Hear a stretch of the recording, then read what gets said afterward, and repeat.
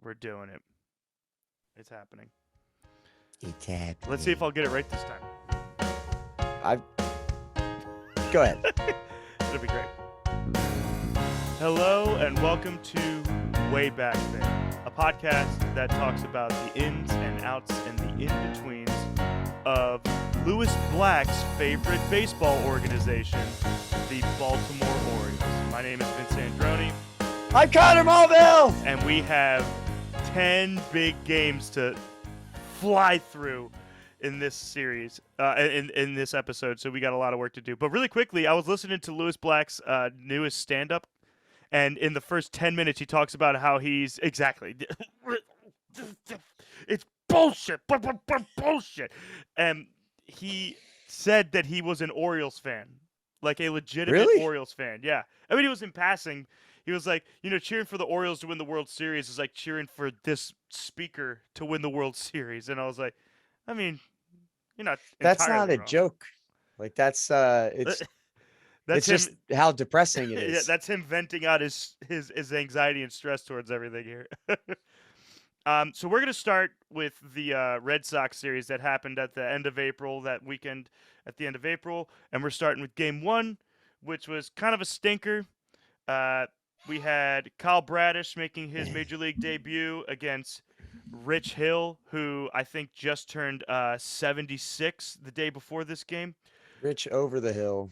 Remember when he was an Oriole for like 3 minutes? And no, because I wasn't born yet. So, first inning, Christian Arroyo hits a 2-run homer and starts off, 2-0 against the O's. And then Christian Velasquez singles on a line drive into right field. And JBJ scores and scores now 3-0 in the top of the second. And that's all the scoring that happens until the bottom of the ninth. And the bottom of the ninth was kind of a big deal because Ryan Mountcastle hit the first home run over the left field wall that inning to make it 3-1, which is our final score. But he hit it over that big old left field wall, that way pushed back, 12-foot tall left field wall.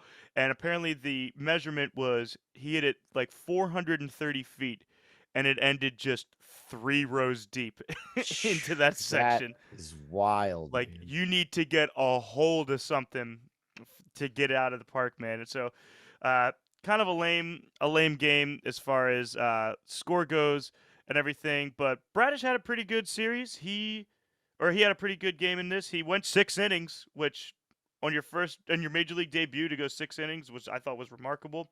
5 hits. He gave up 3 runs, but only 2 were earned, and then he 1 walk to 2 strikeouts. So, like, for a rookie making his major league debut, I am thrilled with those numbers right off the bat. And he's got a curveball that is ridiculous. It's got like 2 feet of drop. He's got some electric stuff. Yes, and you can see why he was like lights out. I think through 2 games he had something like 17 strikeouts in AAA before we brought him up. So like he was on fire. I thought it was really funny that they pulled Rich Hill after 4 innings pitched, and he gave up 1 hit, and that 1 hit was like, you're out of here. It's either no hitter or no go. You're out, Rich. Yeah, I don't know if they have him on a pitch count or something. Yeah, I mean, whatever the strategy was, it worked. They won. So, I mean, good for you, I guess. Sure. Only 3 O's got hits in this game, which was a little tough. Pretty rough. Real tough. Mountcastle went 2 for 4, and then my boy Hayes went 2 for 3 with a walk, and then Urias went 1 for 4. So is this kind of where Hayes started his ascent? I mean, I thought I've been on the Hayes train for a while, but this series really, Hayes, and this series I think is kind of the start of something really big. And I got my Hayes stats all pulled up, ready to go later on. But pitching duel for the most part, and 5 hits for the O's, 6 for the Sox, so it was pretty well kept close. And then, as always, runners in scoring position, we went 0 for 8, which sucked, and we left 7 on base. But again, I think that's less of the story for this game, and more of the story was that Kyle Bradish did a pretty bang up job, all things considered, in his major league debut, which I was thrilled about. So, moving on to game 2 here, we had Eovaldi pitching for Boston, who he's pretty much had our number since he's been a Red Sox. The guy pitches really well against us, and going against Connor's boy Spencer with an S. Watkins. Mm. Scoring starts off in the top of the first when Xander Bogaerts gets a nice little sharp single into center field, and Trevor Story, the new Red Sox, ends up scoring on that. And then there's a whole lot of nothing Hold on. that happens. Sorry. I know that we mentioned we don't want to be having too many interjections, but No, please do. you said Trevor Story, the new Red Sox. Singular sock. Where do you stand on that? Is it like one player? Are they a Red Sox? Or do they embalm 2 socks as the Right? hat Are they tells? Red Sox? You know what I mean? Yeah, that's He's a Red Sox. he. He's an incomplete pair of socks. It's a team thing. You need the whole team to be the Red Sox. So it's 26 socks. All right. It's a lot of socks. That's the worst pair of socks I've ever heard. But Anyway. no one's ever asked me that before. That's such a fun question.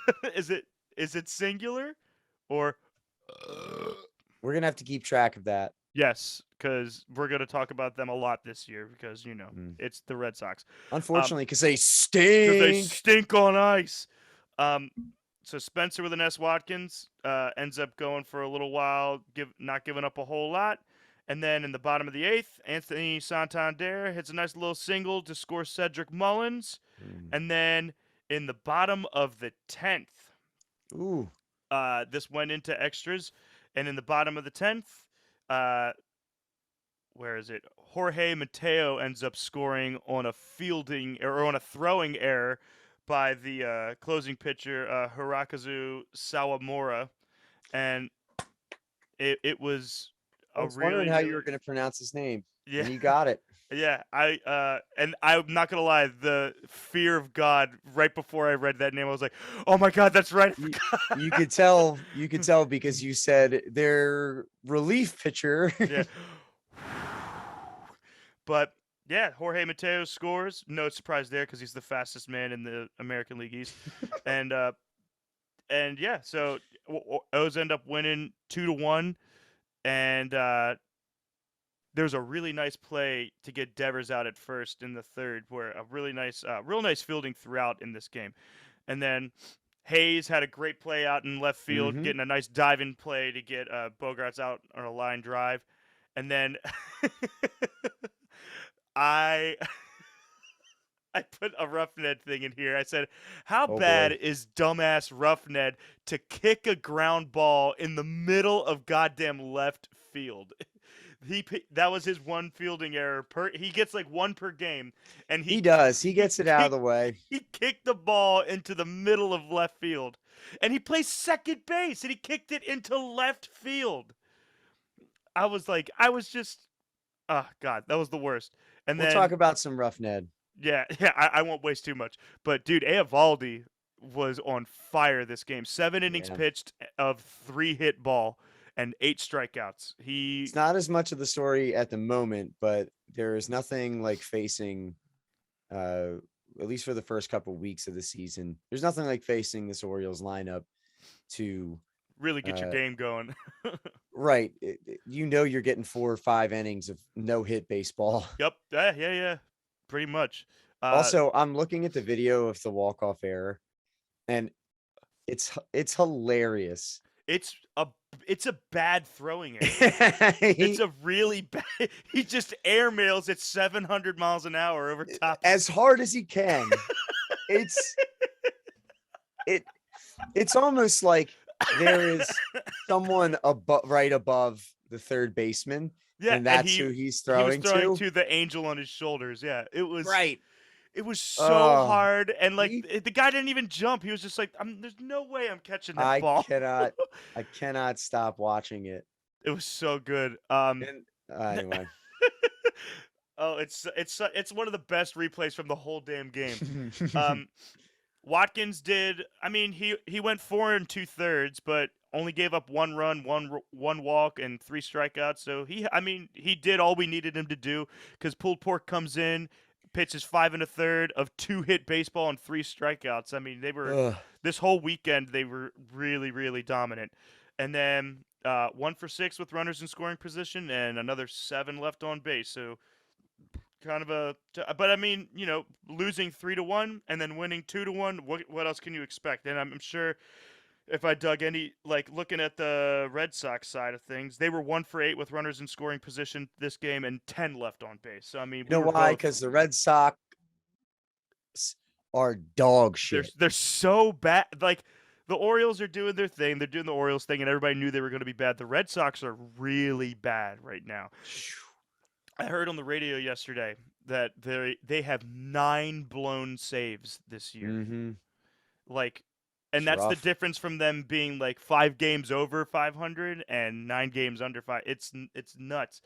And like even if they get half of those, they're a 500 ball club and they're like holding their own in a really tough American League East. It's nuts. So, but we got the dub. It was ugly, and we got out of there. And then it all comes down to Game 3, which Game Give me 3 some was. game 3. Let me tell you about it. That was a fun game to Oh be a yeah. part of. Before I even get to the score and all that stuff, I'll just say welcome back JD Martinez because he had a field day playing us, and we'll get to that.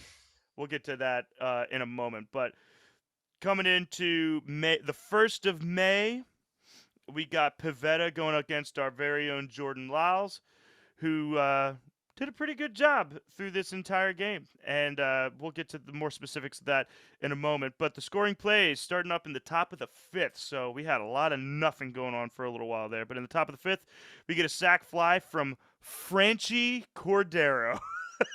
Probably my new favorite name in baseball, Franchy. Franchy. Right up there with Rowdy. I looked that up. His real name is not Rowdy. That's how I felt. That I had nothing to say. what a shit. You know what's really disappointing? His real name is Ryan John Velez. How is it not Raul? Raul, yeah. Or Rowdy. Ryan John. Ryan John. He was What born in Sacramento. Come on. What a faker. So, good old Franchi hits a sac fly, and Xander Bogaerts ends up scoring. Bottom of the 5th, Tyler Nevins getting into the RBI pool, hits a nice little single line drive out to left field, and Roughnet ends up scoring, making the score. And Urias ends up scoring. So now O's are up 2-1. Bottom of the 5th, continuing on, Anthony Santander hits a sac fly, and Tyler Nevins scores. Going into the bottom of the 6th, your boy Roughnet gets a nice long ball, and it's a single home run, or it's a 1-run homer, but it's a homer nevertheless. And a guy like that needs it, and he got a hold of it too. That swing, Yeah, he did. and just his reaction, he knew it was gone by the crack of the bat, which is always a good feeling to see them kind of react to that. Continuing on, Jorge Mateo gets a double and scores. Ramon Urias and Tyler Nevins throws up them goggles afterwards, of course. Anthony Love me some goggles. Santander, love the goggles. Anthony Santander gets a nice single into left field, and Anthony Benboom and Jorge Mateo both score, making the score 8-1. So some small ball helping the Orioles get a dominant offensive force here. And then Ryan Mountcastle singles on a ground ball to center, and Santander ends up scoring. And then Mountcastle, I believe, on a throwing error, gets to second. So that takes that. And that'll end the Orioles scoring. So at that point, it's 9-1. And then in the top of the 9th, good old JD Martinez, who was already 2 for 4 on the day, steps up in the top of the 9th and hits a grand salami. And Trevor Story, Rafael Devers, and Xander Bogaerts come trotting on in for 4 RBIs for the man, myth, legend JD Martinez, who ended up going 3 for 5 with a home run and 4 ribeyes off a grand salami to end the game at 9-5. So we stopped the bleeding, which was good. Uh, but that's what happens when you score 9 runs. You can give up a grand slam like that and not really worry about it too much. You know. You can afford to put in Travis Lakins kind of in garbage time, Yep. give up a grand slam, and then usher in. All right, Joey Crable, come on in and clean this up. Yeah, exactly. Yeah, who he's been doing really well for us this year. Um, Jackie Bradley Jr. got robbed on a hit by Tyler Nevins playing first. Made a nice diving play to short hop a ball, flip it over to Jordan Lyles to get the out. Uh, and I was listening to this on the radio. I was driving home from upstate New York that weekend, and on the radio, they said at the warning track, and I realized at that point, getting someone to say at the warning track when you hit a ball to left field, that's a big deal. We talked about Ryan Mountcastle hitting a ball 430 and getting 3 rows deep. So you get to the warning track, you hit a ball like 410. You probably deserved a home run. You probably deserved a home run at that point. So yeah, Santander, his sac fly that ended up getting to left field was like 415 feet. A sac fly that long. The wall's finally starting to come into play. Yes. Pretty frequently. And I love it. I think it's great. I think it provides some really fun action for baseball. And it made a certain somebody who we'll talk about in a later game look really, really good on an assist to home. But Roughneck gets his home run, feeding his like watch scale for you. Mateo and Santander hitting 2-run doubles to opposite field. Love that. Spreading the ball around, not just pulling everything. Lyles had a nice day, gave up 7 hits, but made the pitches when he needed to. Only 1 earned run. On 6 innings pitched, Lyles has turned it into a workhorse for the Orioles. And the way we talked about him at the beginning of this season, giving up a bunch of homers and kind of being, kind of a liability for that, he has been a lot more than we ever could have expected out of him, especially for what we pay for him, which is really great. I think it just has to do with what you expect out of free agent signings, where you your team signs a free agent and you want to be excited about it. You want to be excited to the point where, oh, this could turn our season around, turn our team around, really contribute to the team. But I guess it's one of those things where right now in Elias we trust. Yeah. Because that's exactly what the Orioles needed, was veteran pitcher who can come in and eat up innings and, not flashy. No, he doesn't need to be a Clayton Kershaw, Corbin Burns. He doesn't need to be like a Cy Young winner. Just do work. That's what he's done. Freaking work. Yeah, he's been so. I won't necessarily say he's been fun to watch, because it's been fun to see him get to the 6th inning, and in some cases the 7th inning, which we'll get to later on. But like, he is just he's not afraid to get his hands dirty in a game like baseball, and it's been he has refreshing. not showered since he moved to Baltimore. Yeah, and it's remarkable, and props to him, because I don't know if any other Oriole is willing to take that kind of sacrifice for the betterment of the team. Everyone except Hayes got at least 1 hit in that game, which was strange, because Hayes up until that point had been on a big old heater. So everybody else got on the hit train, though. Santander got 3 RBIs. Nevin had 2 RBIs. Mateo had 2 ribeyes. Mountcastle had 1, and Odor had 1. We went 5 for 13 with runners in scoring position in this game, and that's a stat I can live with. That's a stat I can love. That's over 300 with people in runners in scoring position. That's all I need. I'm pretty sure this is the highest run total to this point.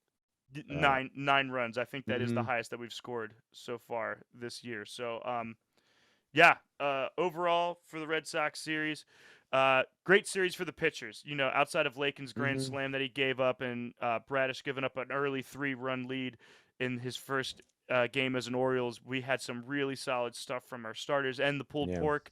The Sox starting pitching looking pretty good, but offense looks stagnant, like just not anything going on. So right now, if you look at the Red Sox lineup, hold on. Okay. I have the currently the Orioles are playing in St. Louis for the Hmm. first time in 16 years. Something like that. Yeah. And yeah, sorry.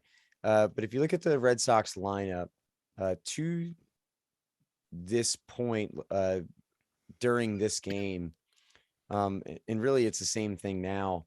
The top of the lineup is doing really well. So you have Devers, Bogarts, Bo. uh, Xander Bogarts, and JD Martinez. By the Xander way, Bogarts is the best name on the Red Sox to do. Xander Bogart. Bogarts. But JD Martinez also, and I hope that you get this stuck in your head and you won't be able to unsee it. Oh Looks like God. the man in the moon. He looks kind of like a moon with a face on it. Because like the angle. His sloping forehead that he Oh, has. yeah, because it curls out that way. I don't know. I'm getting big man in the moon vibes. Trevor Story's been dog shit. He has been horrible. But those guys, man, pretty good stats, all hitting above 300, OPS above 750. And then you look at everybody else in the lineup, and they're hitting in the 100s, Yeah, and like bad. that's not all that different from the Orioles. Nah. But yeah. we expected that from the Orioles. Right. That we knew that's what was going to happen going into this, and now that the Red Sox are like 3 or 4 games behind us at the moment, like what the fuck, dude? They're bad. They're bad. And spoiling a start like Eovaldi had against us, where he goes 7 innings of 3-hit ball, shutout with 8 strikeouts, and you're gonna lose that game. Like he was twirling. How dare you? It was one of the Eovaldi game was one where you just say to yourself, man, I hope we chase him, because they were not going to hit Eovaldi. No, there wasn't a chance. Like the only way we scored in that game is to get his ass out. It took 7 innings to do it, but we did get it. But yeah. So and then the last thing I put here, I put Mountcastle starting to heat up a little bit. He had a few hits in this series, which was good, and his big jack over left field, which was great. And then lastly, I said otherwise, minus the big score in Game 3, it was a pretty boring series. Like just good pitching, but not necessarily anything like eye-opening. Kind of low scores, kind of a lame series, but we win. So fuck you, Red Sox. Yeah, that's really all the analysis that you need is fuck you, Red Sox. Fuck you, Red Sox. We did it. So I think we have an ad read. Really? For this week, yeah. I Is it a new company? It is a new company, and nice. For me, this is someone, or this is a group that I can really get behind and really support their message and their dream here. So why don't you go ahead and give this one a big old readout here? All right. So, ladies and gentlemen, way back there is sponsored by Big Ass Pants. Are you like me, where you don't have to worry about leg day because you were blessed with calves and quads that resemble that of a kangaroo mixed with Hercules? It's the freaking best. Until it comes to buying pants that actually fit. You've got legs for days. So buying pants that hug those bastards so you can show them off is a must. But then comes your rear end. The amount of times I've had to buy pants with an extra 2 inches in the waist so they could slide over my absolute dump truck of an ass outnumbers the amount of sexual partners I've had in my life. I've had at least one. You buy bigger, and then you're left with a flaccid waistline of your pants that flaps in the wind like a public school American flag. You need Big Ass Pants. The pants that not only fit over your Ruffosaurus Rex, but then fit your waist after the fact. Simply pull the nylon strap at the side and seal in your waist like a bag of bread. What? You'll be comfy, confident, and goddamn sexy. And I think it cuts off from Oh there. no. Okay, hold on. What kind of company doesn't send us the whole read? I know. What a jerk. I think I got it here. Hold on. Also, what is a bag of bread? Where do you get your bread in? Well, you call it by the loaf. A loaf. Okay. No one says, go get me that bag of bread over there. Anyway, That bag of bread. goddamn sexy. Don't wait. Order now and get a free pack of big ankle socks. The socks that not only hide those cankles of yours, but stay up on said cankles so you don't have a ring of sock fabric hovering over your shoe all day. Big ass pants and big ankle socks are here to save your ass. Literally. Place all orders at www.bigasspants.gov. Big ass pants, the best. See you around. The best CYA around is What is that? cover your ass. Have you never heard that? Oh, I thought that was an awkward part of the read where it says big ass pants, the best. And then it's See the ya. ad. Yeah. All right. See you around. Okay. Bye. Wow. So are you wearing big ass pants right now? I'm wearing big ass pants right now, and Ooh. uh, Can you stand up and show us? I can. It's well, these are actually big ass shorts, but Oh, they're working for me where they can fit over this dump truck of mine, but look at that. still hug the waistline nice and Mhm. good, so I don't have all of this extra. I don't have all of this extra. Hey, so give me so tell me this. Hypothetical situation. Yeah, Your toilet, yeah. you blew it up. Ugh. You just you dropped a bomb in it. If I had a nickel. Yeah. Well, it was in your poop and that's what's clogging. Oh no! So you did have a nickel. I did have a nickel. And now you have it again. Anyway, so you clog it, you bust it up. Right. You got to get in there, you got to fix it. Right. You bend over. How much crack are you showing in big ass pants? I can confidently say, through multiple means of verification, Okay. there is zero crackage exposed in big ass pants. Wow. You It- said crackage? I said crackage. Their So verbs, not mine. I love that for cleavage for the butt. Crackage. Crackage. It's almost heard it a here, sea folks. monster, but it's not quite a sea monster. No, it's not. Damn. Well, that's cool. Yeah, it's pretty great. So why don't we take a quick break and we will come right back and we will start going over this Minnesota Twins series that seemed to go on forever and ever and ever. Amen. Yes. All right. We'll be right back. Oh, yeah. Let's go. Alrighty. And we're back. And we're back. Here we go. The Orioles take on the Twins in Baltimore, continuing their homestand. Game one, we got Tyler Wells versus Chris Paddock. Wells had his big boy stuff today.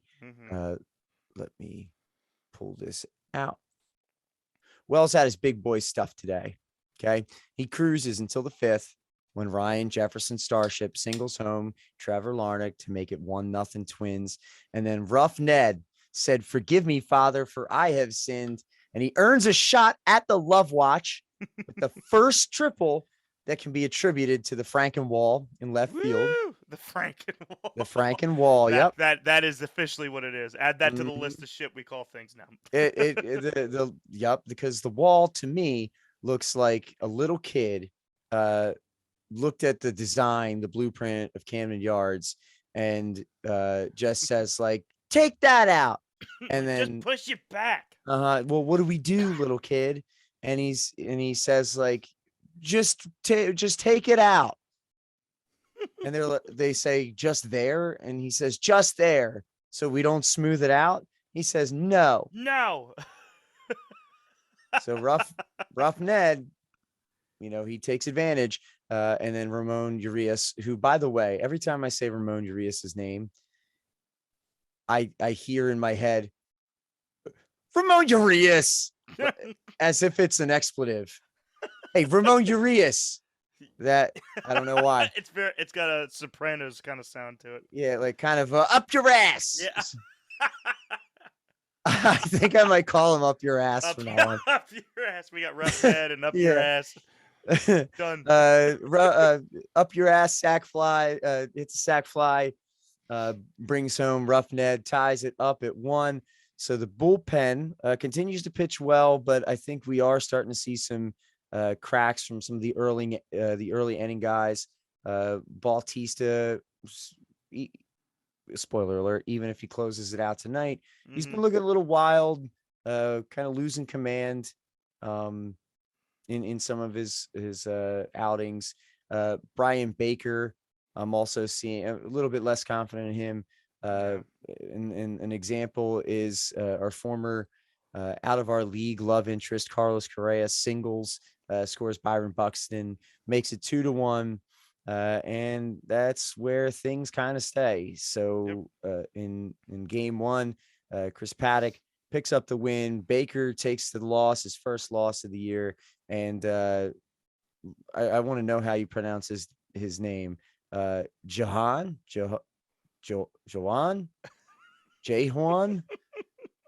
Duran picks up the save. Some of the nastiest stuff I think you will ever see. Yeah, that was really, really goddamn impressive. That dude can throw a baseball. He sure very can. hard. And he has that funky what is it, the splinker they were calling it? Yes. The yeah, splitter, a splitter sinker. sinker. Yeah. Shut up. The stupidest shit I've ever seen. That kind of Chris Pratt in Jurassic World. What kind of pictures are you cooking up in that lab over there? Right, Like, that kind of thing. Exactly. Yeah. So the Orioles stumble in game 1. However, game 2, the good news is we have Bruce on the mound. Bruce Zimmerman takes the bump, pitches great into the 4th, and then things start to kind of get away from him. Gio Urshela scores on a Jose Miranda double, making it 1-0 Twins. Yo's managed to tie it up in the bottom half. Correa, I hardly knew you, boots a ground ball, allowing Austin Hayes to score from 3rd, and then runs trade back and forth in the 5th, settling things at 2-2 when Ryan Jeffers smacks a 3-run bomb off Joey Crable, who also started to show some cracks in this game. But really the only time I think I've had that lack of confidence in him this year. But that makes it 5-2. Then the Twins add 2 in the 9th, and that takes us to a final score of 7-2. So the Twins start off with the 2 straight in games 1 and 2. I don't know. Things are kind of looking down for the Orioles. But then game 3 comes along, and we welcome none other than former Oriole, current puker on the mound, Dylan Bundy, back to Baltimore. His I don't know if this is his first start back in Baltimore, because he pitched with the Angels. I think he actually roughed us up in an Angels uniform. I think he might have, but so this is first start as a Twin in Baltimore. He goes up against Kyle Bradish, making his second start. Yep. And so let's see how things shake up here. So in the bottom of the 3rd, Cedric Mullins gets himself started off the right way. It's a fly ball to right field. 2-run shot. Yo's pull up 2-0. And in the 3rd, it continues. We've got Austin Hayes. Austin Hayes singles. Trey Mancini scores. Baltimore 3-0. Then my main friggin' man, Roughneck Odor. He singles. Santander scores. It's Baltimore 4-0. Still bottom of the 3rd. Goggles, Roughneck. Oh, yes. Throw them up because you're going to need them. And then up your ass, Ramon Urias. He homers on a fly ball to center field. That's spanked it. Yes, he did. That's a 2-run shot. That makes it 6-0 Orioles in the bottom of the third. Mhm. And the best thing I really think about this game was this is the first appearance of the home run chain. Oh yeah. The home run chain, the Orioles needed a celebration. They have the goggles thing. Goggles thing is okay, but we get back in the dugout and we see that home run pimp chain, and I forget who I heard it from, but apparently where they got that chain was I think it was Mateo and Odor, and oh, show it off, baby! Look There it at that. How is. can you not smile Look at when the you? joy on their Aha! face. Look at that nose, those He- flaring nostrils. Oh yeah, he's got that Whoville nose. Oh man, and boy does it look good on Seamall Oh there. yes, it does. Uh, Golly. we have Yeah, look at another that. Seamall, Another dude. Seamall, yeah. What's he doing with it? I have no idea. It's a little Did scary. they put it on when you give up a home run I to can them? But Austin Hayes had a shot. So We'll get to this in a second because this was kind of sad actually. uh, yeah, a little bit, but I think the story is that they saw a fan in who just had it, Yep. and they went up to him and they were like, "Hey, can we have that?" Like a And how little do you say kid. no? No, yeah. What do you? This is No, mine. this is mine. You go This is away, my Ryan home run Mountcastle. chain. Yeah, get out my face, dog. So man, 6-0, bottom of the third. This is right after the Orioles put up a 9 spot in game 3 against the Red Sox. And then Twins bring it back a little bit. It looks like in the top of the fourth, Zimmerman kind of he kind of starts to get off. Something seems or sorry, not Zimmerman, Bradish. Um, so Bradish, you can tell, this is only his second major league start. He gives up that home run to Carlos Correa, a 2-run shot. Minnesota brings it within 4. And then Bradish, you can see him shaking a little bit. You can see some nervousness set in. He gives up Yeah. a single to Nick Gordon and then another single to Gio Urshela, both bringing in runs. So by the end of the top of the fourth, Minnesota brings it within 2. It's Baltimore 6-4. And but that's all she wrote, man. Because then in the bottom half of the inning, which man, there's nothing better than seeing a rookie pitcher give up some runs, um, get kind of rattled, and then coming right back in the bottom of the fourth, Santander, he singles, scores, Mullins makes it 7-4. Austin Hayes scores on Mancini scores on a sacrifice fly by Austin Hayes, makes it 8-4. And then finally Mountcastle hits a nice double to left, and Santander scores, ending things at 9-4. Um, so I think at some point the left field wall strikes again. I think that was on Mountcastle. I could be wrong, but a clear home run now becomes, warning track, like Yeah. a sort of a lazy fly ball. Yeah. But the Orioles come right back out, put up another 9 spot, winds up 9-4. They take game 3, getting the win. Cionel Perez. Mhm. That man's sexy. And I, he currently is sporting a 0.0 ERA for the year. That he's man is on he's a bit of fire. he's a bit of a lefty specialist. Doesn't Yeah. come in for terribly long, but doesn't matter. He's a high leverage guy you can He bring in, and he knows his job and he performs it well, and that's all you could ask for a yeah, bullpen guy like that. and actually he comes in and gives you 2 strong innings. After Bradish comes out after the fourth, Yep. Bradish pitches well. It's just those 4 runs in that rough fourth for him. But he came back, or I guess he didn't come back. He got pulled, but still, you like seeing a young pitcher kind of get roughed up and keeping the game close, though. Perez throws 2 innings, Tate throws 2 innings, and then our boy Jorge Lopez, Yeah, who I man. am eating my words about, him not getting saves. But hey, This wasn't a save situation, but still, classic Orioles classic Orioles starter turned best closer of all time. Like basically. it's the exact same story, but I'm not complaining at all. That man gets on the mound and I have zero worries about anything. Mhm. Yeah. Dylan Bundy takes the loss. Pretty rough start for him. Dude, 11 hits and 9 earned runs.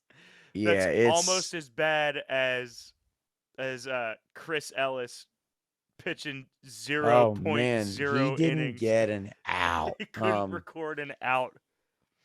Well, still Baltimore brings it back in game 3, and then we have ourselves uh game 4 of the series in the 4-game set. We Mm. see um in this game we've got Chris Archer uh going up against Spencer with an S, double S as he's known. And to start things off, bottom of the second, my boy Ryan Mountcastle homers, puts Baltimore up 1-0. Then in the top of the third, so the Orioles, um, let's see, it's kind of a weirdo one. Uh, I think Byron Buxton, it says he grounds into a force out. And then Trevor Larnach scores. Jose Miranda winds up being out at home. So that ties things up 1-1. Then in the bottom of the third, Cedric Mullins homers, picking up his 4th homer of the year. Cedric's starting to come around a little bit. I Mm-hmm. think some of the expected stats are becoming actual stats for him. Yeah. So one of the things I was looking at for Mullins is I was wondering with the dead ball and how they MLB messed with the ball a little bit. Yeah. How much that's I mean, it's affected everybody, but how much that's affected him specifically. And I was trying to look up home run, and this might be some homer for next time. I was trying to look up average home run distance for Mullins last year, only because I don't know. I get the sense that he didn't crush a lot of balls last year. You know, his average home run distance probably wasn't much, maybe much deeper than high threes or mid threes, maybe. Yeah. So if with the dead ball, he's hitting the ball just as hard, if not a little bit harder, but it's not getting the same carry, is that turning in sure home runs from last year into flyouts this year? Right. So I don't know. I'd like to look that up. Maybe that'll Yeah, be that's some interesting homework for because next time. I will say that when Cedric gets a hold of a ball this year, it's like there's no doubt in your mind that this ball is annihilated. Like he's had, of his 4 homers that he's hit this year, there have been, I think, 2 that have been like that's on Utah Street or like that's getting really close, like 430 something. Uh, and he's hitting with confidence. Like you can see swagger on those home run swings where he Mm-hmm. swings, he knocks the ball and he sits and admires it for a second before he starts jogging down the first baseline. Mm-hmm. Uh, and you're right. I don't think he did much of that last year. I don't think he did much of those really long bombs, but I'd be interested in checking that out and seeing what that is. I'll put it on our homework for next episode. Okay. So that I don't know. That might seem, or that might just be eye test, uh, kind of lying a little bit, but yeah, I'll look it up. Mm-hmm. Byron Buxton Oh my in gosh. in the top of the. I'm laughing because uh there is only one home run at Camden Yards I think I've ever seen that was longer than this. Um, and that was Miguel Cabrera, and he put it.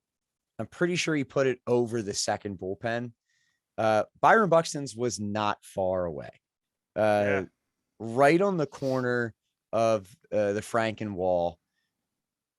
Watkins leaves a 91-mile-per-hour fastball just hanging over the plate. Buxton fucking kills it. There, I'm Hits it watching it. 1,100 feet. I'm watching it right now, and then I'm gonna share my screen real quick, unless you. No, it's all you. You're good. Oh no, Okay. wait. I think I might have to give you access for that. But You. you I dirty I dog. want to show you Buxton's face right after he hits it. Right. You should be able to share now. Okay. So just look at his face. Even he's like, ooh. Everybody else is doing the same thing. Ooh. Look at Spencer's face too. Spencer with an S. It's like, He's God damn it. that is a goddamn it face if I've ever seen one. So he's going, ooh, and then Spencer's like, God damn it. You can see down there 452 feet. That is a bomb.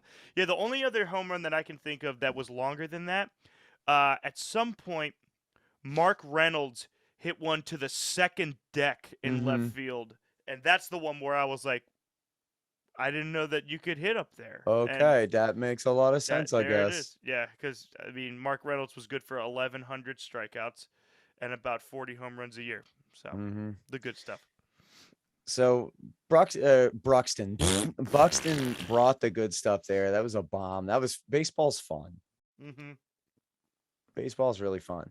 And it was even more fun for the rest of the game because Jorge Mateo, bottom of the fifth, off of Thielbar, he hits a homer, solo shot, ties things back up. Kind of surprised by that home run. By the look of the swing and the sound of it, I was like, oh, great, pop fly to center. And it just kept going. So as things start to warm up, I think we're going to see more and more balls carry, because this is really the Orioles home run coming out party a little bit. Yeah. Not a lot of runs scored off of the long ball. And in this game, every run was scored on the long ball for the Orioles. On solo homers, nonetheless. And we talked about the Twins reliever Duran, John, Jahan, something. But man, the Orioles got to him in the bottom of the eighth. Sure did. Austin Hayes, he hits himself a homer. Over left field. Over left field. Over the left field wall. So I'm already kind of sick of hearing people say he's scaled Mount Camden. Oh my God. Shut up. Enough of that. That's enough. Thanks. Love you. Bye. Please stop. And then back to back, we've got Ryan Mountcastle hitting his fourth home run of the year. Yeah, that was the sad thing I referenced earlier. But Hayes put on the chain and wore it for about a total of maybe he had to take it off seconds, and then had to give it up to Ryan Mountcastle for the second time that game. The chain giveth, the chain taketh away. That's right. But final score: Baltimore 5-3. Jorge Lopez winds up taking the win in this one. Julian Duran picks up the loss. Kind of surprising. Duran was one of those guys who he comes in, and I'm thinking to myself, man, nothing good can come of this. Yeah. Nope. But yeah, so Orioles wind up splitting the series 2 out of 2, finishing the homestand up strong, and positive winning record on the homestand. Yeah. My little notes that I put here, Tyler Wells, he's put together a string of good outings for him. And I say good on purpose because, again, it's nothing flashy, it's nothing remarkable, but for a guy that gave up like 12 runs a game last year, to have him go consistently 5 innings every Watkins. single game. Oh, are you talking about the series? I'm talking about the series. Yes, series overall. Agreed. He's putting together good stuff, and I mentioned it a couple other times. He's not walking anybody right now. Like, he's not necessarily lighting up the strikeout count, but he is not walking a damn person. He 5 innings pitched, 1 earned run, no walks, and 4 strikeouts in game one. I think that's awesome. Game two, Pork got beat up a little bit. I think. What was the stat line that I pulled up here for that game two? So Zimmerman started and gave up 4 hits on 2 earned runs. And then Crable came in, and like you said, it kind of showed This his was chinks in the the game armor. where Crable kind of Yeah, gave up pooped the two bed a little hits, bit. 2 hits and a walk, which eventually led to 3 earned runs. And then Keegan Aiken, who had been a stalwart for us up there and just never gave up runs, gives up 4 hits and 2 earned runs as well. Hmm. So, the bullpen gives up 5 runs as a bullpen. And yeah, that was a little tough to watch. I was a little upset about that. Hmm. Uh, but but 2 great wins in games 3 and 4. Great Against one of the offense. best teams in the American League. Yeah, they're holding their own and they're showing. And that's a couple teams now that are top in the AL that we've won a series against. We won a series against the Yankees, won a series against the Angels. Sorry, the Angles. That's what you wanted to call The them, Angles, the yes. Angles, and then putting it up against the Twins. We're at least splitting that series. I'm really pumped about that. And then a comeback win in the fourth game was really, really great. To be down and kind of scale back it. Putting a spanking on Bundy is always great. That puking son of a bitch. Splitting the banking on Pundy. That's right. And then, like you said, 5 home runs in a game for Game 4 is always fun to watch the home run derby at Camden Yards. Hmm. Uh, Hayes on the series went 5 for 15 with a home run, 3 ribeyes, and a walk. Ooh, Which that's he's just been so consistent in the past like 15 games. It's been remarkable. And then Mancini had a great series. Kind of small balling it the whole starting to way. pull things back. Yeah, he went 5 for 11 on the series with 2 runs, a ribeye, and a walk. And then I'm starting to see the consistency of when Mountcastle gets hits, we win games. Yeah. The first 2 games we lose against the Twins, he was 0 for 8 with I think 3 strikeouts, Hmm. and we lost both of those. 1-2, or what was it? What was it overall? We lost 1-2 and then 2-7, and then the last 2 games we win 9-4 and 5-3. Mountcastle goes 4-8, 4 for 8 with 2 home runs and 3 ribeyes in the wins. When Mountcastle is on, our team plays better, Hmm. and that's the extent of it. So that's what I got on the Twin series. Splitting a 4-game series against one of the AL's best. Uh, coming from a team that ultimately was destined for doo doo caca poo poo all year long. It's really nice to know that we can hold our own against these big time teams Definitely. like this. And right now, the Orioles, I think it might have changed after the Royals series, but the Orioles have the strongest schedule against so far this year. I mean, Yeah. they've played the Yankees, who, minus maybe the Mets, might be the best team in the league. Well, Yep. the Mets and the Dodgers. Yep. Um, but they've played the Yankees in 2 series already. So, I mean, they've played the Yankees, the Angles, the The Rays, Rays, the Brewers, hmm the and then Twins. the Twins, and except for that, the I guess the opening series against the Rays, and then the one series against the Yankees, held their own. Yeah. So, but that's all I got. I mean, things are, man, had me feeling good heading Yeah. into the weekend. Yeah, I am. I was excited about that Twin series. Those last 2 games to win 2 in a row, to go into a series against possibly the worst team in baseball. You can't really complain. And then on Friday it rained, and then on Saturday it rained Rained. and kept raining, and then on Sunday it stopped, and we had a double header. And Kind of stopped. yeah, it kind of yeah, pretty much. I was So down Ocean City for my brother's bachelor party, oh right, and Saturday was Lila's first birthday party. which I think her birthday is what, today or tomorrow? It was yesterday Oh, well, officially. it was none of the days that I said, but happy birthday, Lila. Whee! So uh, Sunday morning or Sunday early afternoon, we play our first game against the Royals, and we got Jordan Lyles going against Zach Greinke, which that was just I was excited for this matchup to have an old soul like Zach Greinke go against our old soul at the time in Jordan Lyles. Starting at the Bach, the bottom of the second. Started at the back, now we're Now on. her Cedric Mullins hits a ground rule double, like the lamest ground rule double to right center field.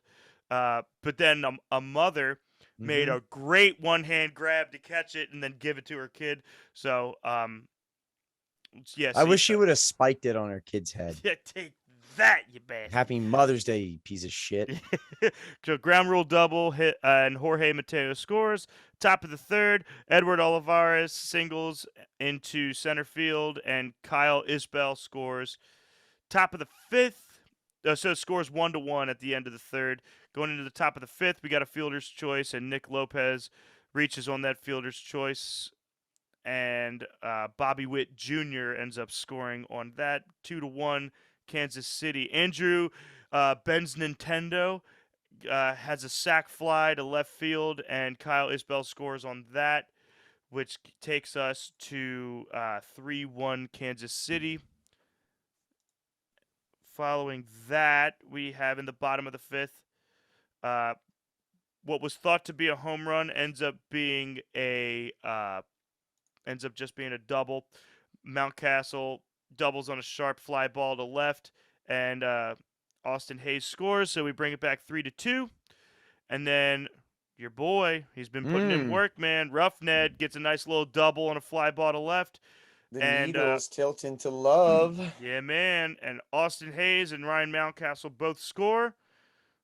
And then top of the eighth, Ryan O'Hearn has a sac fly to left, and Andrew Ben's Nintendo ends up scoring to tie up the game 4-4. And then top of the ninth, Michael Taylor singles on a line drive to left, and Nick Lopez scores. So Kansas City goes up 5-4. And we're going to talk about this a little bit because that was against Jorge Lopez, and that was one of the first runs in a long time that he had given up in a save opportunity. And then Salvi Perez, still like one of the best catchers in the game.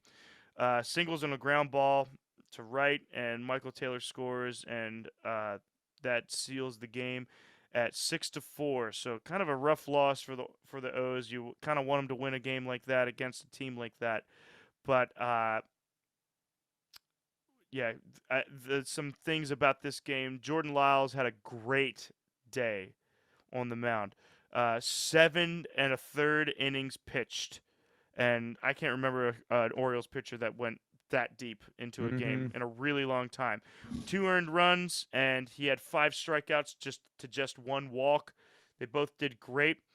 But the key of this game and why we lost and why we had runners on base for them was purely because we gave up a lot of stupid errors. We had 3 errors on the day, and who is it? Rough Ned had a bad error. Lopez had a bad throwing error, and Lopez looked a little human, giving up a single to knock in a run.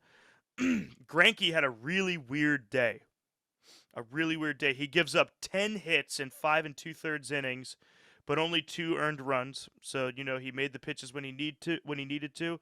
But on the positive notes, fucking Hayes goes 4 for 4 with 2 runs and a walk. And then Mountcastle goes 4 for 5 with a run and a ribeye. And Mancini and Mullins both go 2 for 5.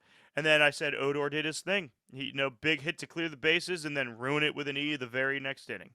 So I texted you. Vince knows about my love watch That's for right. Roughneck Odor, and you texted me saying basically huge love watch here. Yep. Right during Odor's at bat, Odor had a couple Bases guys clearing on base. doubles. Yep. Yep. And I made a proposition, which I'll put forward in a couple minutes. I made a proposition regarding his status on love versus hate watch. Yep. And I said, hey, at that point, He might be permanent love watch. There might not be much that he could do to take him off of love watch. And then literally the next inning, with 2 outs in the ninth in a tie ball game, Shits the bed. tries to backhand a ball, boots it, and then the Royals score all those runs and the Yep. Orioles lose. The worst. So The worst. the Rough Ned roller coaster continues. Yeah, runners in scoring position for this game. We went 3 for 12, which is not horrible. You know, you're Nah. batting 250 there, which isn't the worst. But then left on base, we had 11 left on base, and that is horrible. That is not good.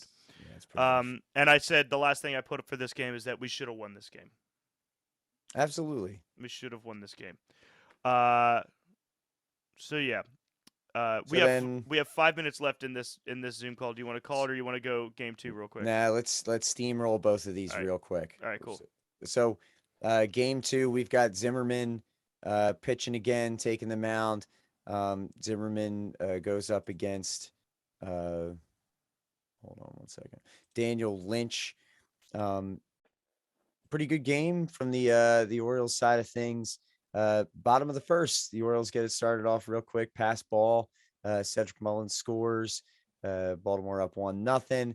Then Ryan Mountcastle comes up, hits a line drive to center field, scoring Trey Mancini. And then how's your ass? He hits a sacrifice fly. Austin Hayes scores. So Baltimore's up 3-0 early. Top of the second, Whit Merrifield, who has had a dog shit year as well. He hits a sacrifice fly. Hunter Dozier scores. It's KC 1, Baltimore 3. Bottom of the fifth, Tyler Nevin, he singles.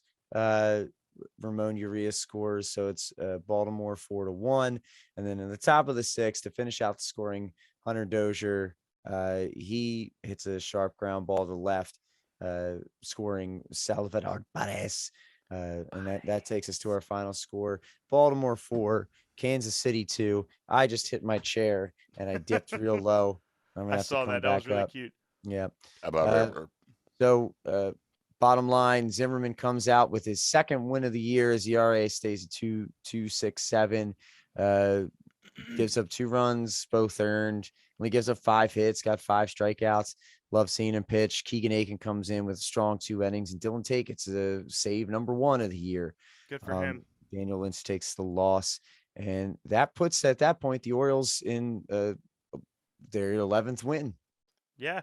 And going into game 3 for this, we had Tyler Wells going up against Hernandez for the Royals, and Wells had a hell of a game today, going 6 innings, pitched with 5 hits, 1 earned run, no walks again, had 3 strikeouts. He's been on a heater, man. He's actually showing that he can do this thing, which is really great.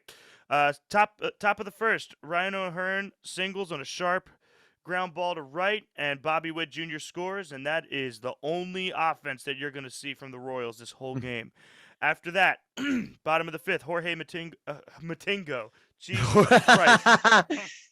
Jorge Mandingo. Yeah, that's right. Yeah, man, Oh, let me boy. tell you about that guy. Black Jorge draw. Mateo singles on a line drive to left, and Nevin scores.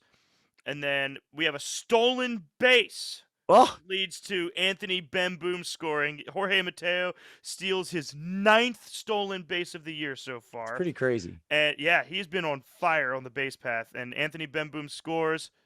And then just to add insult to injury, there was a throwing error by the catcher Melendez. So O's up 2-1.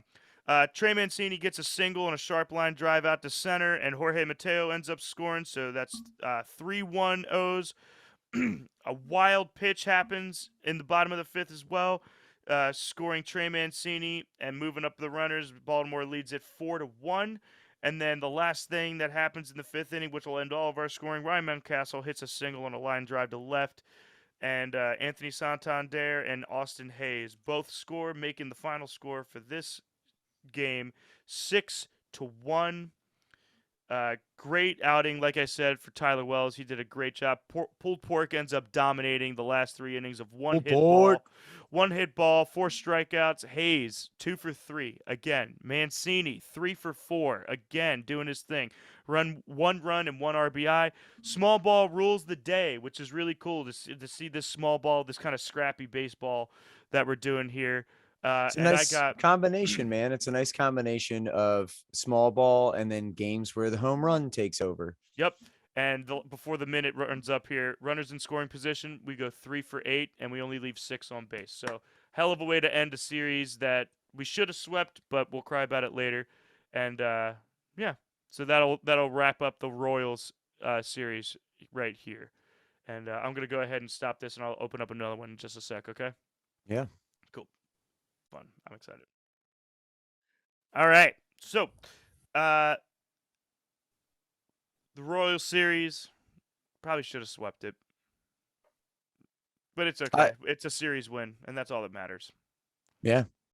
And after that game, I was really interested in how the Orioles have been doing, specifically since the A's series, where we lost 3 of 4, and every game felt like it was 1-2.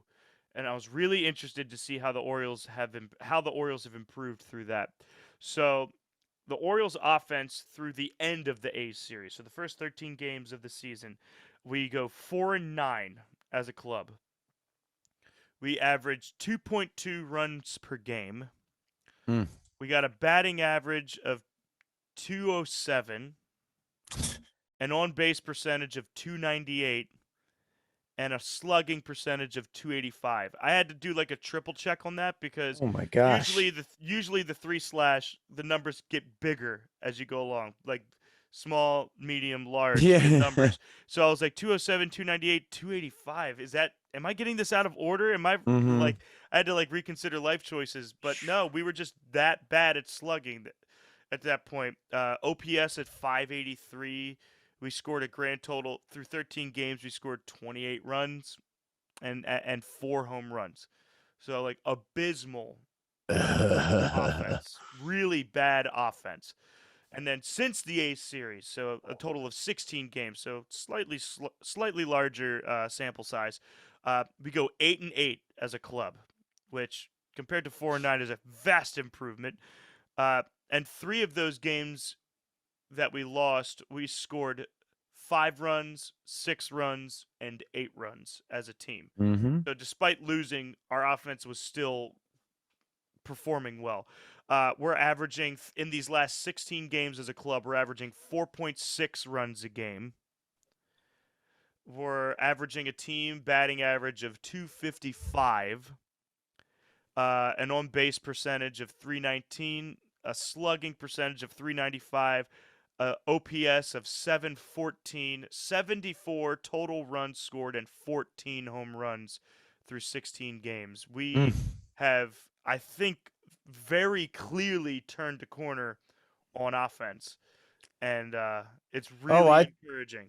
I totally agree. At the beginning of the year, probably right around that A's series, you look at any of our team batting stats, and near the bottom for just about every offensive category, if not dead last, for sure.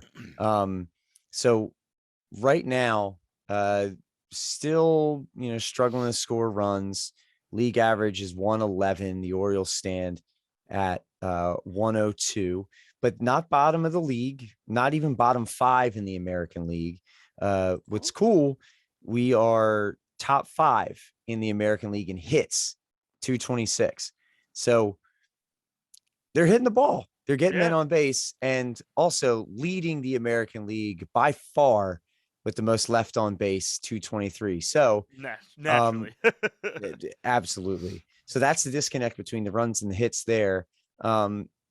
Still not really demonstrating any power, bottom half of the league in home runs. But just about league average everywhere else. I mean, the OPS plus league average is exactly 100. That's like the standard average. The Orioles are at 96. So damn close.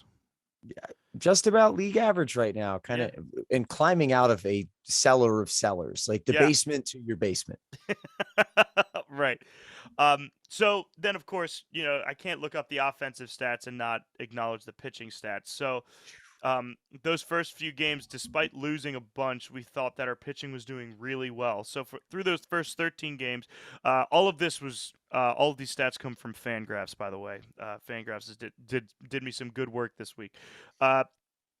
Pitching through the first 13 games, we averaged 7.96 strikeouts per 9, which I thought was pretty remarkable for our ball club. 3.27 walks per 9, 0.4 home runs per 9. We weren't even giving up a full home run a game, which I thought was remarkable. A 2.87 team ERA, a 1.26 WHIP, and an opponent's batting average of 235. So, some really solid numbers from a ball club that had no business pitching that well, and probably for the fact that, like, the truth of it is that we probably still don't deserve to be pitching this well. But pitching since then. So 7.09 strikes per 9, so we're down 0.9 strikes. So we're losing almost a strikeout a game. Our walks are also a little down, going from 3.27 to 3.19 for walks per 9. But this is the key.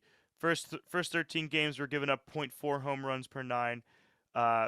Since then, we've given up 1.15 home runs per 9. So home run numbers what we're giving up a lot more home runs than we did at the beginning of the year. And then another one, our ERA first 13, 2.87. Right now, in the last 16 games, we're at 4.21. So we're giving up a lot of runs. Our WHIP is essentially the same, 1.32 WHIPs, and then a batting average of 253. So, pitching's doing a little worse, and probably, according to league average, we're probably a little worse off than most teams are. But, we're still 8-8 in the last 16 games. So imagine, in the beginning, pitching was carrying us to all of the wins that we got. Yep. And now we're seeing our offense kind of trying to take the load off a little bit. So I'm eager to see if we can find the balance between these two and have decent pitching that can settle in a team ERA of 3 point something and to average at least 4 runs a game, and see if that can give us some marginal success as a ball club. I think we have some really good stuff coming down the pipe in that regard.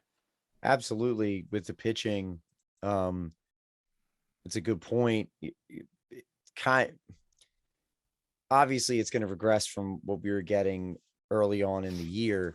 The bullpen's not going to just not give up any runs. But having something like a league average pitching staff, man, the confidence that some of these guys are bringing to every start. Think of a guy like Bruce Zimmerman, Tyler Wells, even Spencer Kyle, with an S to an extent. Spencer with an S, and Spencer with an S is as far back in a rotation as you can possibly put a guy. And nothing against him. It's just, who would have thought that he would be starting games consistently and doing pretty well, not making spot starts, like an actual part of the rotation. Yeah. And a guy like Tyler Wells, you mentioned him before, but what's cool about Wells is just about every start that he's had so far, minus one little hiccup, he has pitched more innings. So April 16th against the Yankees, he goes 4 innings. Then he only goes 2 1/3 against Oakland. April 21st, 27th, pitches again against the Yankees, but he goes 5 innings. And then again against Minnesota on the 2nd of May, 5 innings. And he comes back out yesterday against the Royals and picks up his first win of the year. And pitches 6 innings. 6 innings, right? And his pitch total is going up just about. He's hit let's see, 75 pitches, which, for someone who they're just really now stretching out, that's fantastic. Yeah, I'm thrilled with Wells' progress. Obviously, Zeus has probably been the biggest surprise and awesome thing to Oh watch yeah. this year. He's been great outside of maybe Jorge Lopez. Yeah. I think Zeus has been the best thing in the pitching staff for the Orioles, and you know Chris Ellis had a good start before he couldn't give up or he couldn't get an out. Uh, Mhm. Jordan Lyles is showing up again, kind of being that workhorse, that like knee deep in the mud kind of pitcher, and yeah, we like no one. I feel like I'm at a point where any of our starters can go out, and I'm not expecting to get blown out. I'm not expecting for like an aerial assault on the Baltimore Orioles to take place. It Um, it definitely wasn't like that first Watkins start where you just can't help but laugh. yeah. Why is this, your Why first is he impression? pitching? Why is he there? Why are you the way that you are? Right. Now it's, man, I hope a bats come alive because the pitching's going to be there. Yeah. You know, a couple episodes ago, we talked about run differential for the Orioles and how at the time we were at minus 26. And right now we are at minus 14. So we're getting closer to that like pretty even part. And we are sporting in the last 10 games, we're sporting a 7-3 record, which is second best in our division, only behind, of course, the New York Yankees. And we're on a 3-game win streak, which is the longest in our division. And outside of the Astros, who have won 8 straight, which is fucking ridiculous. Um, we have the longest win streak in the American League. And That's awesome.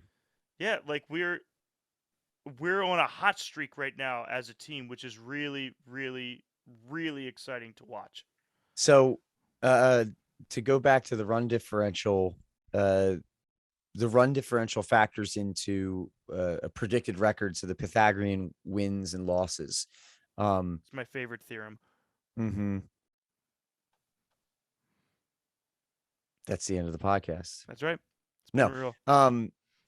But even when the Orioles were kind of first starting to get good again in 2012, for a lot of that run, one of the talking points of the team was how the team is outperforming their predicted record based on things like 1-run games and a really strong bullpen. Right. And right now, and it's not updated for the game tonight, which the Orioles won, by the way. But the Orioles at that point are 12-17 with a predicted win-loss of 13-16. So there's a sort of like unluck going on. Right. Like we're Which doing is- exactly what people are expecting of us at this point, which is really cool. Man, when's the last time It's that kind of like happened? they're showing us Also- respect a little bit. Like, Also, you're not going to be the worst. the Orioles started the year at 0.0% chance to make the playoffs. Yeah. They are at 0.1%, baby. Hey! So you're saying there's a You're chance. saying there's a chance. Man, looking at run differential for the rest of the league, just numbers that are eye popping to me. The Yankees have a run differential The Spanx.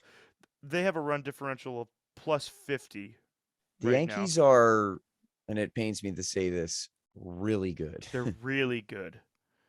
The Royals have a run differential of minus 46. Wait. You want to laugh about something? Go look at the Reds. Oh no, I was getting there. Okay. I was getting there.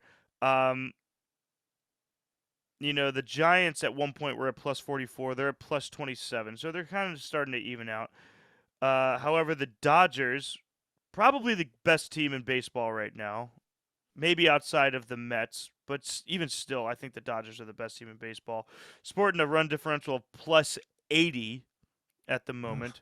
And then the Cincinnati Reds. Well, in the same division, you have the Pittsburgh Pirates in third place of the NL Central at 12-17, Mm-hmm. sporting a run differential of -51, which again, Orioles are in 4th place in our division at -14. Just let that sink in. And then the Cincinnati Reds are sporting they're in last place. They are in the last of last places. I don't know if you could get more last place than this. 6-24.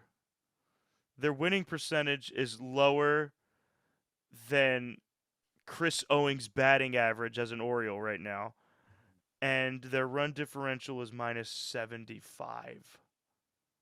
Oh, -75.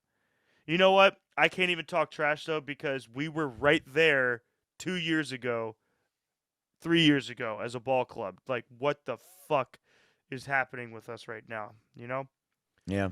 Um, but yeah, I'm really thrilled with the progress that our team has made over the past, few weeks here. It's been a lot of fun to watch, but it has sparked another letter that I had to write. Ooh. So if you remember, a couple weeks ago, I wrote a love letter to Adley Rutschman, Okay. and I won't even mince words. I wrote another letter to him. Okay. So Oh, were here goes you nothing. Vince words?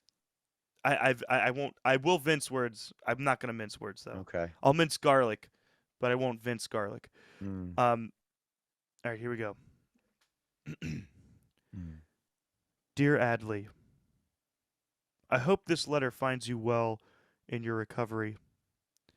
Last we spoke, I mentioned how you have no rush to get back to playing. You have no rush to get back to playing healthy, because Two-Face Chirinos and Ben Boom were doing a bang-up job covering for you. Well, I must be upfront with you. Since then, these two nincompoops, while they have still done all right at calling good games, have dropped the stinkiest of turds at the plate. Between the two of them, since the Angles series on April 22nd to 24th, they have had a combined 50 plate appearances between the two of them, yielding only 3 total hits. Oh. I can hear your big, beautiful baseball brain doing the math. Mm. Let me take care of that for you. That is a batting average of .075, otherwise known as an intentional out. I've even rounded up to get to .075. They have walked 5 times, which I guess is okay, but have struck out 19 times combined as catchers. Almost 40% of their at-bats end with them staring at a tater down the middle or hacking away at something not worth it. Needless to say, they have been abysmal. It is with that information that I urge you to get well soon and save us from the despair of catchers that can't get on base.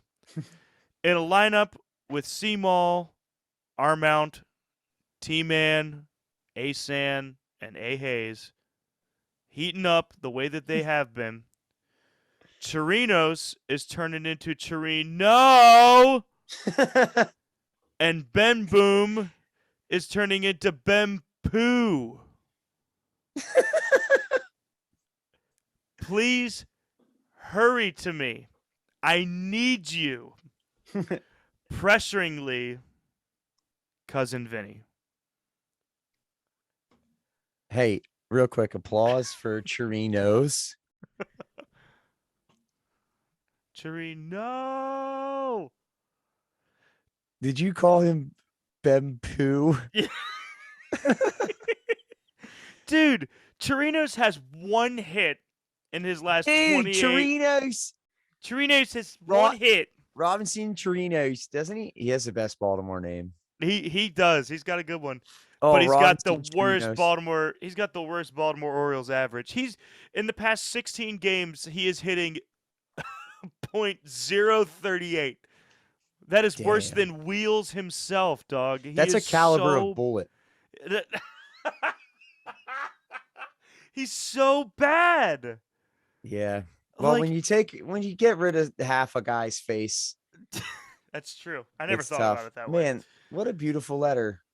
Like, but like, it almost makes him calling good games not worth it. If you're gonna go up there and you might as well say, you know what, we'll just come on back. You're good. Like, that would be more effective than him going out there. They're like, no, we'll take the out. Yeah, it's all good. Bring Mullins up. You know, it's just been so bad. Yeah. Ugh. I just felt like it was really bad, and then I looked up the stats, and I was like, you've got to be fucking kidding me. Mm-hmm. 3 hits between both our catchers in the last 50 plate appearances. That is Well, absurd. the good news is he and He and God, who DL else? Hall both just got bumped They're- up to AAA, didn't They're they? steaming through AAA, and I was reading some rumors that it might be up as early as next week. Hey, bring it So on. We get need him so get bad. Ben Poo out of here. Benpoo and Chirino. Trinos is like this. You're sitting on the bench, and like from the side, it looks fine, and then you're like, "Hey, Robinson," and he's like, "Yeah," and then And you it's just like, see, blah. All right. Well, with that in mind, I don't have a love letter, but I've referenced it a couple times. Well, thank you, Vince, or cousin Vin, for reading that You that got it. ode, that node. No. I've started a love hate watch for probably my best friend in the world, Roughnet Odor. Roughnet My Odor. my best friend in the world.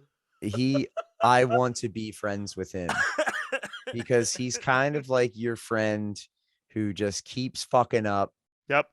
but you've known him forever, and you just it's almost hilarious when he's doing well Right. because you don't kind of expect it to You're like, happen. how did you do that?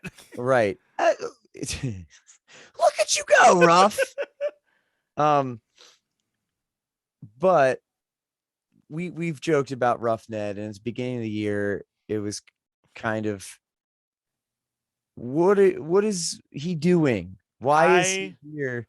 I listened to the episode of you reading his stats off when he had 26.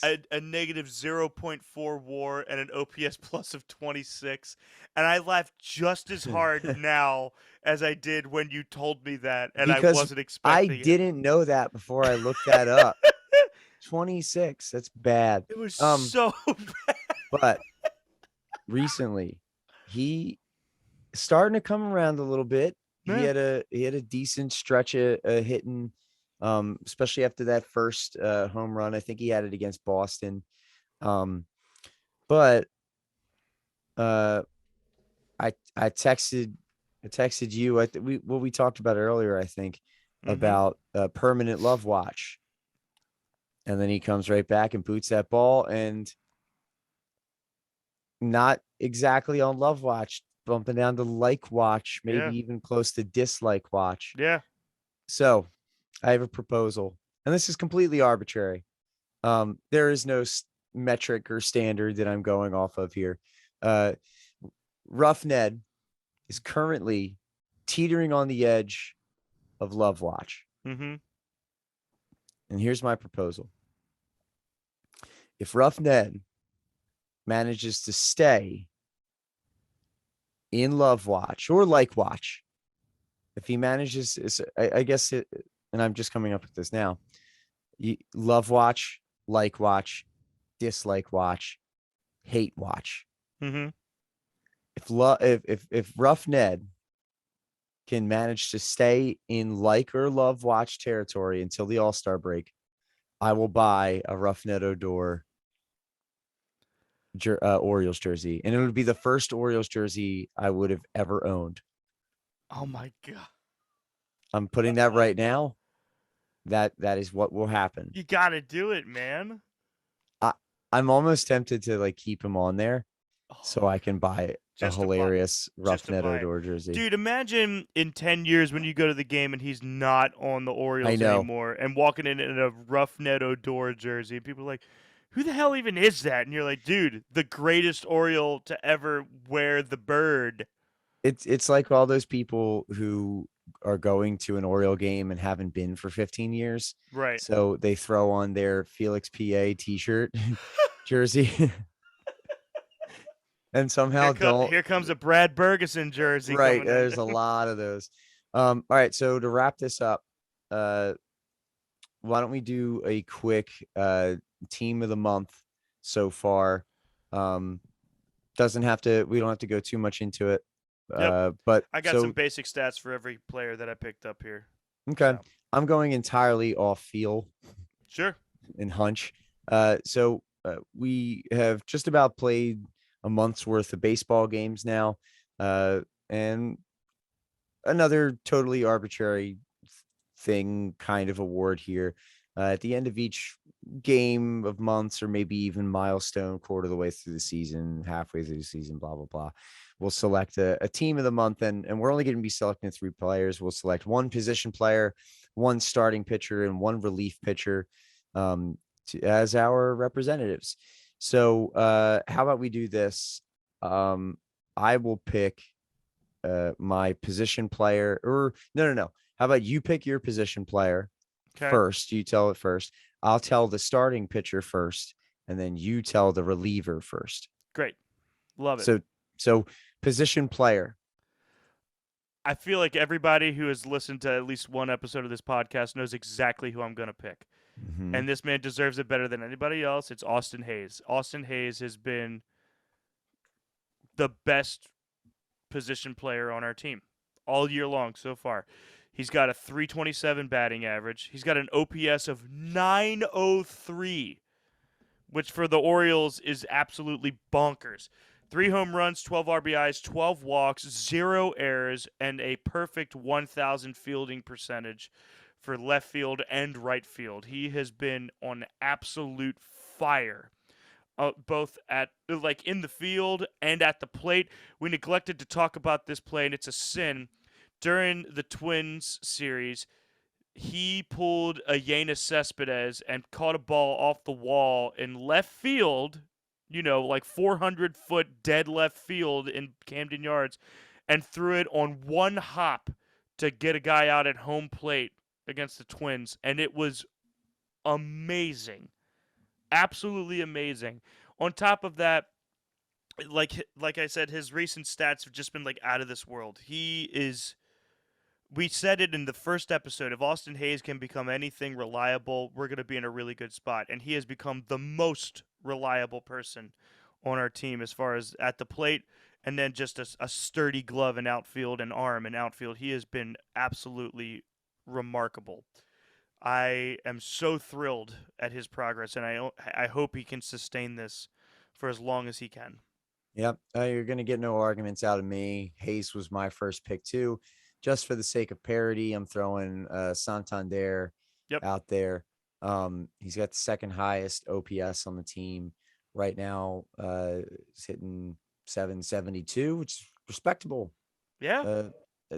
And he's walking a ton. Yeah. And considering that he went through a pretty big slump for about 10 games where he didn't really do a whole lot of anything, he's starting to come out of it now. And to have him at 770 something is not bad. Not bad.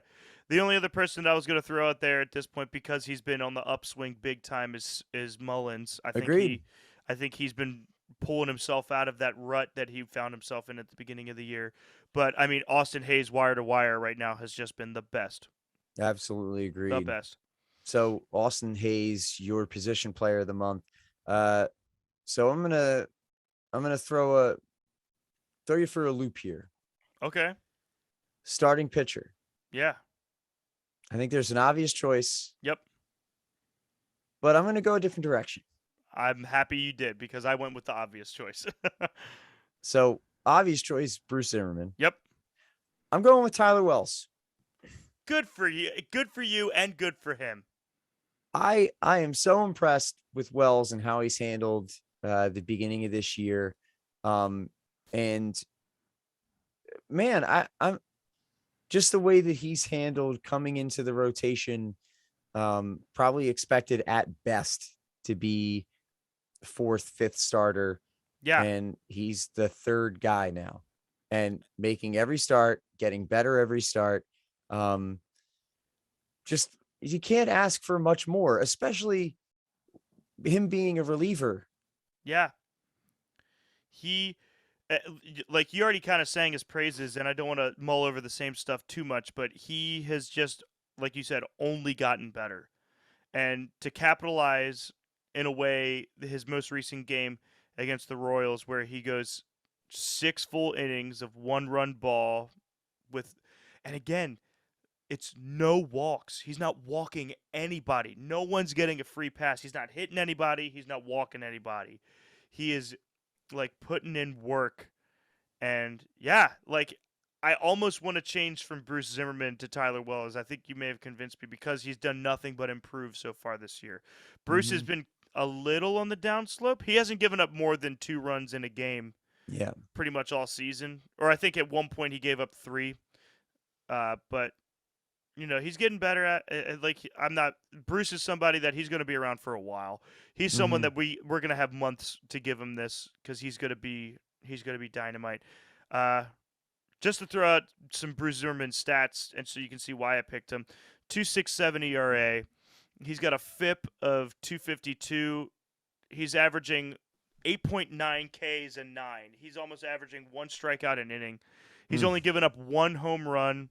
He's only allowed 9 hits, 8 walks to 30 strikeouts as a pitcher. He's been as reliable as you can expect, but he's been that the whole time. And I think that really says something for a guy like Tyler Wells, who you and I didn't have high hopes for him going into the season. No. You made the joke of like he's our third starter. That's how bad the Orioles are right now, is that he is our number 3. And he's lived up And to it. shut me the fuck up. That's for Right. sure. That's all the pitching has done this year is put you and I in our places in regards to that. But yeah, I'm down to go with the Tyler Wells on this. I think Well, I'm cool with I that. love it. So there you go. Starter. Sorry, Bruce. We're giving it to Tyler. I think Bruce is Well going to have done. plenty of months to get started of the I month. I'm not agree. worried about it one bit. So on 3, our reliever, 1, 2, 3, Jorge Jorge Lopez. Lopez. There we go. I don't think much needs to be said. We've already talked about Jorge quite a bit these last couple weeks. The guy he goes out there, throws nasty 2-seam fastballs running in on guys. Mm-hmm. No fear. No fear. I have his stats pulled up here, and one of the stats, I've never reacted to a baseball stat like this before. Okay. Ever.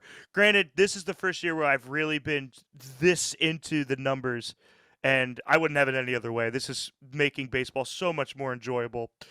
Jorge Lopez, 1.13 ERA as a closer. He's given up 2 runs so far this year. No home runs, 16 strikeouts. He has given up 9 walks. That's the one thing that's been kind of like a Mhm. for him. But 16 strikeouts over 16 innings pitched, 4 saves, and then, all of the plus stats hover around 100 as the league average. So, like, you get an OPS plus of 170, like, you're a dominant batter. He's got an ERA plus of 340 right now. Yeah. 340 ERA plus. It's wild. I mean, I had to like do a triple take. I'm like, that's got to be a mistake. And that was on Baseball Reference. I went over to Fangraphs. It was there on Fangraphs.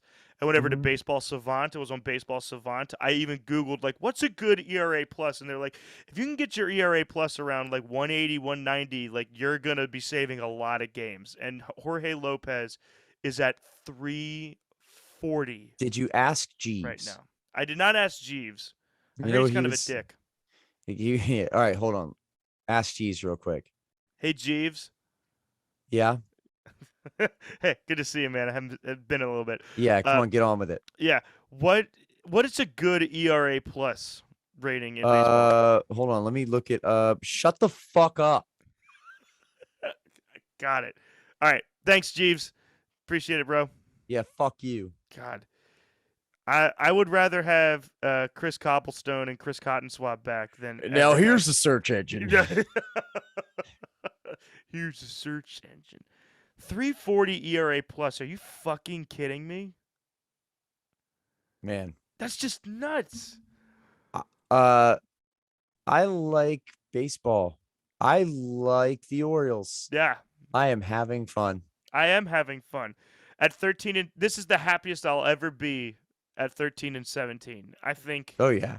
because again, we were just at 4 and 9 when we were 0 and 9 when when the team scored more than one run Oh man. and we were averaging 2.2 runs a game, and here we are like pushing 5 runs a game.